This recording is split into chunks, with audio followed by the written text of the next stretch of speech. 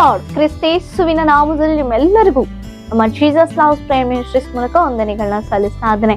ದೇವರು ದಿನ ದಿನವನ್ನ ಏರ್ಪಡಿಸಿ ಕೊಡ್ತಾ ತನ್ನ ಜೀವವುಳ್ಳ ಮಾತಿನ ಮೂಲಕ ನಮ್ಮನ್ನ ಎಷ್ಟೋ ಬಲಪಡಿಸ್ಕೊಂಡು ಬರ್ತಾ ಇದ್ದಾರೆ. ದಿನ ದಿನವೂ ಪ್ರತಿನಿತ್ಯವೂ ತನ್ನ ವಾಗ್ದಾನ ವಾಕ್ಯಗಳ ಮೂಲಕ ನಮ್ಮನ್ನೆಷ್ಟೋ ಆಶೀರ್ವಾದಕರವಾಗಿ ನಡೆಸ್ಕೊಂಡು ಬರ್ತಿದ್ದಾರೆ. ನಾವೆಲ್ಲರೂ ಆತನ ಆಶೀರ್ವಾದವನ್ನ ನಾವು ಹೊಂದಿ ಈ ಲೋಕದಲ್ಲಿ ಪ್ರಕಾಶಿಸುವಂತೆ ದೇವ್ರ ಕೃಪೆ ಮಾಡಿ ಕೊಡ್ತಾ ಇದ್ದಾರೆ. ಆಮೇನ್. ಅದಕ್ಕಾಗಿ ದೇವಾದಿ ದೇವರಿಗೆ ನಾನು ಮಹಿಮೆನ ಸಲ್ಲಿಸ್ತಾ ಇದ್ದೇನೆ. ದೇವರಿಗೆ ಒಂದೇ ಉದ್ದೇಶ, ಆತನ ಮಕ್ಕಳಾದಂತ ನಾವು ಆತನ ಸಮ್ಮುಖದಲ್ಲಿ ನಿತ್ಯ ರಾಜ್ಯದಲ್ಲಿ ಎಂದೆಂದಿಗೂ ಜೀವಿಸ್ಬೇಕೆಂಬುದಕ್ಕಾಗಿಯೇ ನಮ್ಮ ಆಧ್ಯಾತ್ಮಿಕ ಸ್ಥಿತಿಯನ್ನ ತನ್ನ ವಾಕ್ಯವನ್ನ ಮೂಲಕ ತನ್ನ ಸ್ವರದ ಮೂಲಕ ನಮ್ಮನ್ನ ಸರಿಪಡಿಸ್ಕೊಂಡು ನಮ್ಮನ್ನ ಆಧರಿಸ್ತಾ ನಮ್ಮನ್ನ ಬಲಪಡಿಸ್ಕೊಂಡು ಬರ್ತಾ ಇದ್ದಾರೆ. ಹಲ್ಲೆಲೂಯಾ. ಅದಕ್ಕಾಗಿ ದೇವರಿಗೆ ಸ್ತೋತ್ರ. ಹಾಗಿದ್ರೆ ದೇವರು ನಿತ್ಯವೂ ನಾವು ಆತನ ಬಳಿಯಲ್ಲಿ ಇರ್ಬೇಕೆಂಬುದಕ್ಕಾಗಿ ನಮ್ಮ ಮೇಲೆ ಒಂದು ಉದ್ದೇಶ ಇಟ್ಟು ದಿನ ದಿನವನ್ನ ನಮಗೆ ಒದಗಿಸಿಕೊಟ್ಟು ತನ್ನ ಮಾತಿನ ಮೂಲಕ ನಮ್ಮನ್ನ ಬಲಪಡಿಸ್ತಿರುವಾಗ ಈ ದಿನ ನಮಗಾಗಿ ಏರ್ಪಡಿಸಿಕೊಟ್ಟಂತ ತನ್ನ ಜೀವವುಳ್ಳ ಮಾತನ್ನ ನಾವು ಧ್ಯಾನಿಸೋಣ. ಮಾರ್ಕನು ಬರೆದ ಸುವಾರ್ತೆ 12ನೇ ಅಧ್ಯಾಯ 10ನೇ ವಚನ. ಮನೆ ಕಟ್ಟುವವರು ಬೇಡವೆಂದು ಬಿಟ್ಟ ಕಲ್ಲೇ ಮುಖ್ಯವಾದ ಮೂಲೆಗಲ್ಲಾಯಿತು. ಆಮೇನ್. ಹಲ್ಲೆಲೂಯಾ. ಹೌದು ಪ್ರಿಯರೇ, ಮನೆ ಕಟ್ಟುವವರು ಬೇಡವೆಂದು ಬಿಟ್ಟ ಕಲ್ಲೇ ದೇವರು ಮುಖ್ಯವಾದ ಮೂಲೆಗಲ್ಲನ್ನಾಗಿ ಮಾಡಿದ್ದಾರೆ. ದೇವರಿಗೆ ಸ್ತೋತ್ರ.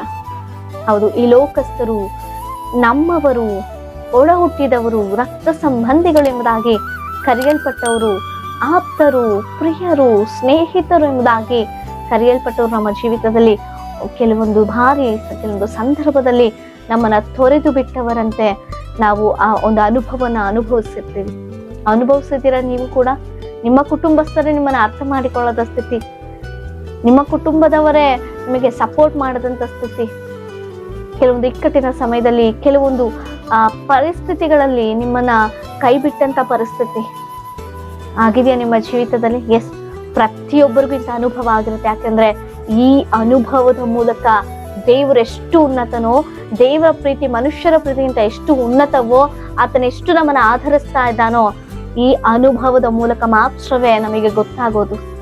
ಮನುಷ್ಯರೆಲ್ಲರೂ ಕೈ ಬಿಟ್ಟರು, ಲೋಕವೇ ನಿನ್ನನ್ನ ಕೈ ಬಿಟ್ಟರು, ನೀನು ನಂಬಿಕೊಂಡಂತವ್ರು, ನೀನು ಪ್ರೀತಿಸಿದಂತವ್ರೇ ನಿನ್ನನ್ನ ಕೈ ಬಿಟ್ಟು ನಿನ್ನನ್ನ ತೊರೆದು ನಿನ್ನನ್ನ ಪಕ್ಕಕ್ಕೆ ನೆಟ್ಟಿ ಹಾಕಿದರು ಕೂಡ ನಿನ್ನನ್ನ ಅತ್ಯಧಿಕವಾಗಿ ಪ್ರೀತಿಸುವಂತ ಏಕೈಕ ಒಬ್ಬನೇ ದೇವರು, ಅದು ತಂದೆಯಾಗಿಯೂ ಆತನು ತಾಯಿಯಾಗಿಯೂ ಆತನು ಸ್ನೇಹಿತನಾಗಿಯೂ ಸಮಸ್ತವಾಗಿಯೂ ಪ್ರೀತಿಸುವಂತ ಏಕೈಕ ಕ್ರಿಸ್ತನು ಮಾತ್ರವೇ. ಹಲ್ಲೆಲೂಯಾ. ಎಸ್, ಹೌದು, ನನ್ನ ಕ್ರಿಸ್ತನು ಮಾತ್ರವೇ ನಿನ್ನನ್ನು ಪ್ರೀತಿಸ್ತಾ ಇರುವಂಥದ್ದು. ಮನುಷ್ಯರ ಪ್ರೀತಿಯಲ್ಲಿ ಬದಲಾವಣೆ, ಮನುಷ್ಯರ ನಂಬಿಕೆಯಲ್ಲಿ ಒಂದು ಬದಲಾವಣೆ, ದ್ರೋಹ, ಮೋಸ, ವಂಚನೆ ಮಾಡ್ತಾ ಇರ್ತಾರೆ. ನಮ್ಮವರೇ ನಮ್ಮ ಬೆನ್ನ ಹಿಂದೆ ನಮಗಾಗಿ ಗುಂಡಿ ತೋರ್ತಾ ಇರ್ತಾರೆ. ನಾವೇನೋ ಅವರು ನಮ್ಮನ್ನು ಎಷ್ಟೋ ಪ್ರೀತಿಸ್ತಿದ್ದಾರೆ ಎಂಬುದಾಗಿ ಅವರ ಮಾಯ ಮಾತುಗಳನ್ನ ಕೇಳಿಕೊಂಡು ಭ್ರಮೆಯಲ್ಲಿ ಇದ್ದು ಬಿಡ್ತಾ ಇದ್ದೀವಿ. ನೀನು ಅಂತ ಸ್ಥಿತಿಯಲ್ಲೇ ಇದೆಯಾ? ಜಾಗ್ರತೆ. ಮನೆ ಕಟ್ಟುವವರೇ, ಬೇರೆ ಯಾರು ಅಲ್ಲ, ಮನೆ ಕಟ್ಟುವವರೇ ಬೇಡವೆಂದು ಬಿಟ್ಟ ಕಲ್ಲು, ತೊರೆದು ಬಿಟ್ಟ ಕಲ್ಲು, ಎಸೆದು ಹಾಕಲ್ಪಟ್ಟಂತ ಸ್ಥಿತಿ, ಬಿಸಾಡಲ್ಪಟ್ಟಂತ ಸ್ಥಿತಿ, ಸಮಾಜದಲ್ಲಿ ಗೌರವ ಇಲ್ಲದಂತೆ ಮಾಡಿದಂತ ಪರಿಸ್ಥಿತಿ, ಉದ್ಯೋಗಸ್ಥರಲ್ಲಿಯೇ ನಿನ್ನವರೇ. ಜಾಗ್ರತೆ.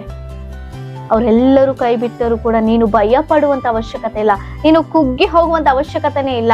ಯಾಕೆಂದ್ರೆ ನಿನಗಾಗಿ ಎದುರು ನೋಡ್ತಿರುವಂತ ಒಬ್ಬ ಉನ್ನತನಾದಂತ ತಂದೆ ನಿನಗೋಸ್ಕರ ಇದ್ದಾರೆ, ಒಬ್ಬ ಉನ್ನತನಾದಂತ ಸ್ನೇಹಿತ ನಿನಗೋಸ್ಕರ ಎದುರು ನೋಡ್ತಾ ಇದ್ದಾರೆ, ಒಬ್ಬ ಉನ್ನತವಾದಂತ ಪ್ರೀತಿಸುವಂತ ತಾಯಿ ನಿನಗೋಸ್ಕರ ಎದುರು ನೋಡ್ತಿದ್ದಾರೆ. ಯಾರು ಗೊತ್ತಾ?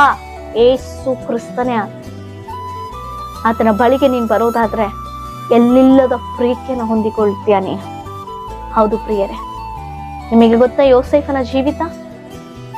ತನ್ನ ಸ್ವಂತದವರೇ, ತನ್ನ ಸ್ವಂತ ಅಣ್ಣಂದಿರೇ ತಂದೆ ಆತನನ್ನ ಪ್ರೀತಿಸ್ತಾ ಇದ್ದಾನೆ ಎಂಬುದಾಗಿ ನೋಡಿ ಹೊಟ್ಟೆ ಕಿಚ್ಚಿನಿಂದ, ಒಂದು ಮತ್ಸರದಿಂದ ಆತನ ಮೇಲೆ ದ್ವೇಷವನ್ನ ಇಟ್ಟುಕೊಂಡು ಆತನನ್ನ ಉಳಿಸಲೇಬಾರ್ದೆಂಬುದಾಗಿ ನೆನೆಸಿ ಎಷ್ಟೆಷ್ಟೋ ಆಲೋಚನೆಗಳು, ಪ್ಲಾನ್ಗಳನ್ನ ಹಾಕೊಂಡು ಕೊನೆಗೆ ಆತನನ್ನ ಯೋಸೇಫನನ್ನ ಗೊತ್ತಿಲ್ಲದ ಜನರು, ಗೊತ್ತಿಲ್ಲದ ಭಾಷೆ,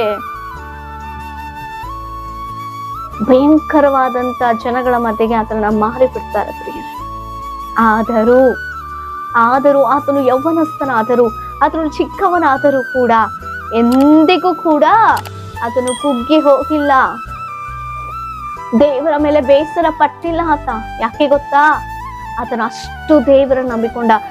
ಆತನ ಅಣ್ಣಂದರಿಗಿಂತ, ಆತನ ತಂದೆ ತಾಯಿಗಳೆಲ್ಲರಿಗಿಂತ ಆತನು ದೇವರನ್ನ ಸ್ಮರಿಸುವ ಆತನಾಗಿದ್ದ, ದೇವರ ಮೇಲೆ ನಂಬಿಕೆ ಇಟ್ಟವನಾಗಿದ್ದ. ಅದಕ್ಕಾಗಿ ತನ್ನವರೇ ತನಗೆ ಮೋಸಪಡಿಸಿದರು, ತನ್ನವರೇ ತನಗೆ ದ್ರೋಹ ಮಾಡಿದರು, ತನ್ನವರೇ ತನ್ನನ್ನ ಪ್ರಾಣ ತೆಗೆಯಬೇಕೆಂಬುದಾಗಿ ಆಲೋಚನೆ ಮಾಡಿದರು.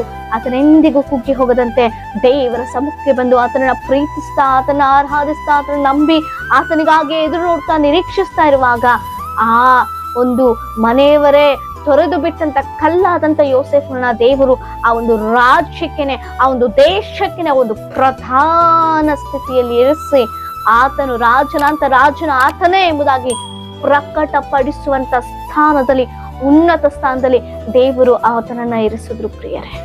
ಹಾಲೆಲೂಯಾ, ದೇವರಿಗೆ ಸ್ತೋತ್ರ. ಎಸ್, ಮನೆಯನ್ನ ಕಟ್ಟುವರು ತೊರೆದು ಬಿಟ್ಟಂತ ಕಲ್ಲೇ ಮುಖ್ಯವಾಗಿ ಮೂಲೆಗಳನ್ನಾಗಿ ಮಾಡ್ತಾರೆ. ನೀನು ಅದೇ ಸ್ಥಿತಿಯಲ್ಲಿದೆಯೇನೋ? ಏನಪ್ಪಾ, ನನ್ನವರೇ ನನಗೆ ಈ ರೀತಿ ದ್ರೋಹ ಮಾಡಿದ್ದಾರೆ, ನಾನು ಅಂದುಕೊಂಡಿಲ್ಲಲ್ಲ ಇಂಥ ಮೋಸ ನನಗಾಗುತ್ತೆ ಎಂಬುದಾಗಿ. ನನ್ನ ಹೆಂಡತಿಯೇ ನನಗೆ ಇಂಥ ದ್ರೋಹ ಮಾಡಿದಲ್ಲ, ನನ್ನ ಗಂಡನೇ ನನಗೆ ಇಂಥ ದ್ರೋಹ ಮಾಡಿದಲ್ಲ, ನನ್ನ ಮಕ್ಕಳೇ ನನ್ನನ್ನ ಈ ರೀತಿ ಹೀನೈಸಿ ದ್ರೋಹ ಬಗೆದ್ರಲ್ಲ, ನನಗೆ ಮೋಸ ಮಾಡಿದ್ರಲ್ಲ, ಇನ್ಯಾರನ್ನ ನಾನು ನಂಬಲಿ ಅಂತ ಆಲೋಚನೆ ಮಾಡ್ತಾ ಇದ್ದೀರಾ? ನಿನ್ನ ನಂಬಿಕೆ ಎಲ್ಲವೂ ಕ್ರಿಸ್ತನ ಮೇಲಿರ್ಲಿ. ಆತನ ನಿನ್ನ ಪರಿಸ್ಥಿತಿಗಳನ್ನ ಬದಲಾಯಿಸಿ ನಿನಗೆ ದ್ರೋಹ ಬಗೆದವರನ್ನು ಕೂಡ ನಿನ್ನ ಕಾಲ ಕೆಳಗೆ ಬರುವಂತೆ ಮಾಡುವಂತ ದೇವರು. ಯಾವ ಅಣ್ಣಂದ್ರು ಯೋಸೇಫನನ್ನ ತೊರೆದು ಬಿಟ್ರೋ ಅವರೇ ಆತನ ಬಳಿಗೆ ಬಂದು ಕಾಲಗಳ ಬಳಿಯಲ್ಲಿ ನಿಂತುಕೊಂಡು ಅವರಿಗೆ ಆಹಾರ ಬೇಕು, ದವಸ ಧಾನ್ಯಗಳು ಬೇಕೆಂಬುದಾಗಿ ಕೇಳಲಿಕ್ಕೆ ಪ್ರಾರಂಭ ಮಾಡಿದ್ರು. ಆಮೇಲೆ ಅಂತ ಉನ್ನತ ಸ್ಥಾನದಲ್ಲಿ ನಿನ್ನ ನಿಲ್ಲಿಸ್ತಾರೆ. ಯಾವಾಗ ಗೊತ್ತಾ? ಯೋಸೇಫನ ರೀತಿಯಲ್ಲಿ ನಂಬಿಗಸ್ತನಾಗಿ ಎಷ್ಟೇ ಕಷ್ಟಗಳು, ನಷ್ಟಗಳು, ಎಷ್ಟೇ ಒಂದು ಶೋಧನೆಗಳು ಎದುರಾದ್ರೂ ಕೂಡ, ಮಾಡಿದಂತ ತಪ್ಪಿಗೆ ನಮ್ಮ ಮೇಲೆ ಅಪರಾಧಗಳನ್ನ ಹೊರಿಸಿ ಶಿಕ್ಷಿಸಿದ್ರು ಕೂಡ ನಾವು ನಂಬುತ್ತೇವಲ್ವಾ ದೇವರನ್ನ, ಆಗ ನಮಗೆ ಜಯ ಜೀವಿತವನ್ನ ಕೊಡ್ತಾರೆ. ಹಲ್ಲೆಲೂಯಾ, ದೇವರಿಗೆ ಸ್ತೋತ್ರ. ಎಸ್, ಆತ ನಮ್ಮನ್ನ ಬಲಪಡಿಸುವಂತ ದೇವರಾಗಿದ್ದಾನೆ. ನಿನ್ನ ಪರಿಸ್ಥಿತಿಯೇ ಹಾಗಿದ್ರು ದೇವರ ಸಮ್ಮುಖಕ್ಕೆ ಬಂದು ಪ್ರಾರ್ಥಿಸು, ನಂಬಿಕೆಯಿಂದ ಇರು, ನಿರೀಕ್ಷಿಸು. ನಿನ್ನ ಜೀವಿತದಲ್ಲಿ ಒಂದು ದೊಡ್ಡ ಆಶೀರ್ವಾದಕರವಾದ ಕಾರ್ಯ ದೇವರು ಮಾಡಲಿಕ್ಕಿದ್ದಾರೆ. ದೇವರು ವಾಕ್ಯದ ಮೂಲಕ ಆಶೀರ್ವದಿಸಿ ಬಲಪಡಿಸಲಿ. ಮೇನೇ ವಿಜ್ಞಾಪನೆಗಳಿರು ಕಮೆಂಟ್ಗಳ ಮೂಲಕ ತಿಳಿಸಿಕೊಡಿ. ನಿಮಗಾಗಿ ನಾವು ಪ್ರಾರ್ಥಿಸುವರಾಗಿದ್ದೇವೆ. ಪ್ರಾರ್ಥನೆ.